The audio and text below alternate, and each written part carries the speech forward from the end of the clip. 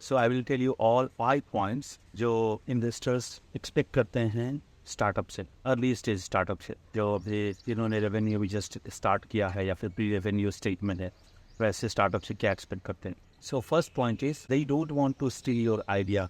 वो लोग आपके आइडिया को रेप्लिकेट नहीं करना चाहते हैं। आपके अंदर ये कंसर्न हो सकता है कि अगर हम इनके साथ इनको अपना प्रेजेंटेशन शो करते हैं, पिच डेक शो करते हैं, तो वो मतलब आइडिया रेप्लिकेट करने के लिए या फिर अपने किसी फाउंडर को बोलेंगे कि ये आइडिया रेप्लिकेट करके बिजनेस स्टार्ट कर ले। It's not going to happen like that. मतलब ये अपने मन में डाउट रखो ही मत। इसके 2-3 रीजन्स हैं। एक तो इनका ये बिजनेस नहीं है कि बिजनेस स्टार्ट करना, right. They are not into startup means वो इनका पर्पस स्टार्टअप को स्टार्ट करना नहीं है। उनका पर्पस है कि इन्वेस्ट करना, आपके स्टार्टअप में इन्वेस्ट करना। तो और अगर वो किसी दूसरे अपने किसी दूसरे फाउंडर को अगर ये आइडिया देते हैं कि भाई इस तरह से काम करो, तो देखो अब दूसरे के आइडिया पे काम करना बिल्कुल वैसे ही है जैसे कि चेस में दूसरे का मूव रेप्लिकेट करना, राइट। आप दूसरे का मूव रेप्लिकेट करो तो you are not going to win that game, right. And then you don't understand the logic behind that moves, right. जैसे अभी चेस में आप अगर किसी को रेप्लिकेट कर रहे हो और आप समझ ले रहे हो कि उसका लॉजिक क्या होगा, तो वो कभी भी अपना लॉजिक ऐसे चेंज कर देगा कि आप कंफ्यूज हो जाओगे। तो एक तो उस पर इतना ट्रस्ट होना चाहिए कि उसका फेलियर मेरा फेलियर है, तब आप रेप्लिकेट कर सकते हो। लेकिन बिजनेस का तो रिस्क रहता है, तो वो रिस्क आप अपने लिए उठा सकते हो, अपने बिलीफ सिस्टम पे वो रिस्क ले सकते हो, अपने थॉट प्रोसेस पे वो रिस्क ले सकते हो। किसी और के बिलीफ सिस्टम पे, किसी और के थॉट प्रोसेस पे आप वो रिस्क नहीं ले सकते हो, राइट। कल हो के अगर उसने बोला था कि नहीं ठीक है अभी ये डिपार्टमेंट हम लोग बिल्कुल बंद कर देते हैं, तो आप क्या करोगे? वो डिपार्टमेंट आप बंद कर दोगे जबकि लगेगा कि अरे it's profiting me, it's giving me money, it's making out for me, why he is shutting it down and should I shut it down और नॉट, राइट। इससे कन्फ्यूजन को आप कौन दूर करेगा? Sir application is not option. Application से business नहीं चलता है, एप्लीकेशन से ग्रॉसरी शॉप या आइसक्रीम शॉप चलता है। आइसक्रीम शॉप चलना है तो आप एप्लीकेट कर दो। यहाँ पे फ्रेंचाइजी का सिस्टम, यहाँ पे फ्रेंचाइजी नहीं मिलता है। अगर आप एंटरप्रेन्योर और अपना बिजनेस स्टार्ट कर रहे हो तो आपको फ्रेंचाइजी, उसका फ्रेंचाइजी अगर रहेगा that will be part of business model, that won't be the business self, right. वो बिजनेस पूरा रेप्लिकेट करना वो उसका पर्पस नहीं रहेगा। एक पार्ट ऑफ बिजनेस को भी रेप्लिकेट किया जा सकता है फ्रेंचाइजी, ओके। दो अपेरेंटली दोनों सेम ही लगते हैं कि ये भी वही कर रहा है जो वो कर रहा है, बट उसके ऊपर जो बिजनेस मॉडल्स हैं, जो बहुत सारी चीज़ें हैं, जो डिसीशंस हैं, वो ऊपर से नहीं जाते हैं, जो हम लोग को ऐसे दिखता नहीं है। Nobody is going to steal your idea, investor is not going to steal your idea, but they are going to invest in your idea. Second point है investor don't want to work you for free. ठीक है, कई बार लगता है founders को कि अभी अगर इन्वेस्टर आएगा तो वो बोलेगा कि आप फ्री का काम करो, so it's not going to happen. जिससे मालूम है कि वो ये नहीं बोलेगा कि यू विल ये generate $1 million from your salary, क्योंकि उसके लिए आपके पास ऑलरेडी कंपनी का इक्विटी स्टेक है, दैट विल ग्रो।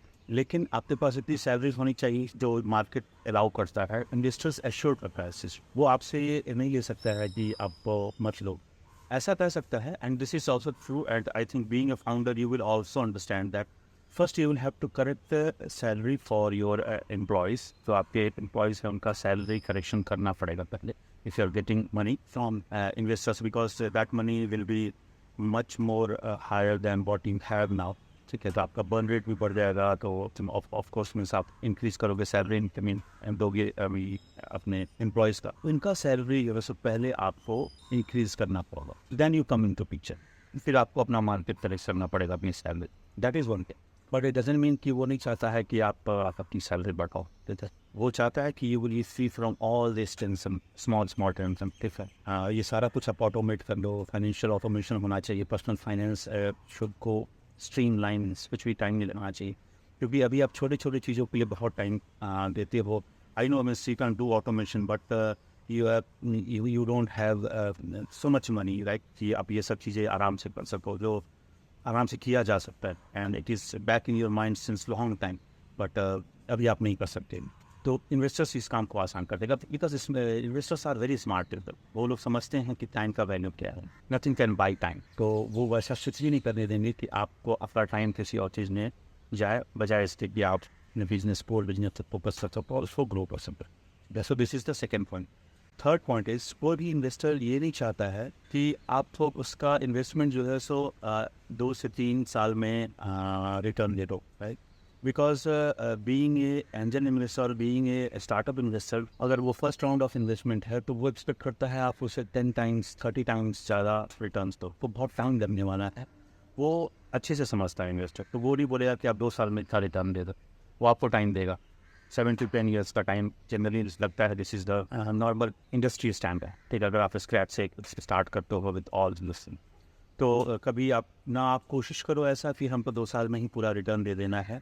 ठीक है, अगर उसको 2 साल में अपना ग्रोथ चाहिए, मीन्स रिटर्न चाहिए, तो may be he will have to wait till next round of funding. तो नेक्स्ट राउंड ऑफ फंडिंग जब आएगा तो we can exit at that time. और मीनवाइल अगर प्रॉफिट कर रहा है कंपनी तो उसका शेयर आप ले सकते हो, और उसको कुछ इमरजेंसी आ जाता है उसका शेयर आप खरीद सकते हो। So you can buy your investors share, तो और उसके बाद उसको ROI मिल जाएगा, और जो उसका ग्रो किया हुआ है corpus we will take that thing. ठीक, उसका प्रॉफिट के साथ वो अपना रिटर्न ले सकता है। But before that there is no chance, और वो एक्सपेक्ट भी नहीं करता है। सो डोंट एक्सपेक्ट कि इन्वेस्टर ये चाहता है कि आप 2 साल में उस पर रिटर्न दे दो, 2 या 3 साल में रिटर्न दे दो, गोइंग टू टेक दैट। ठीक, तो just keep yourself free from this this part. Fourth point is they don't want to run your company. ठीक है, वो आपकी कंपनी को रन नहीं करना चाहता है। कई बार ऐसा लगता है कि अरे इसमें कंपनी में बहुत ज़्यादा इंटरफेरेंस होगा, वो रन करने की कोशिश करेगा, माइक्रो मैनेज करने की कोशिश करेगा। Even we will try to be employ of my company, is not going to, because उसके लाइफ का ये ऑब्जेक्टिव नहीं है, उसकी इन्वेस्टमेंट का ये ऑब्जेक्टिव नहीं है कि आपकी कंपनी चलाए। वो आप पे ट्रस्ट किया है, तब आपको वो कंपनी चलाने के लिए दिया है और इन्वेस्टमेंट दिया है वो, राइट। वो उसको तो बस ये चाहिए, ये एक एश्योरेंस चाहिए कि कभी भी आपकी कंपनी के लिए उसको वरी नहीं करना था। जब वो आपके साथ बोर्ड मीटिंग करता है, मे बी 2 आवर्स का बोर्ड मीटिंग किया, और उसके बाद वो अपने मीटिंग्स में जाता है जहाँ पे फंड मैनेजमेंट का मीटिंग होता है, डोंट का मीटिंग है, तो वो बोल सकते कि no, this company is running very good and it's not giving me worry, it's not giving me sleepless nights, so it's a good company. So that assurance he wants from you.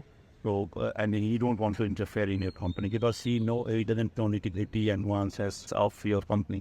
So he will not come to your way at any point of time. So this is the thing, you can be set free from this fear that investor is willing to run your company. And then fifth point is they don't want to fire you, क्योंकि investors को मालूम रहता है कि you know the company very well.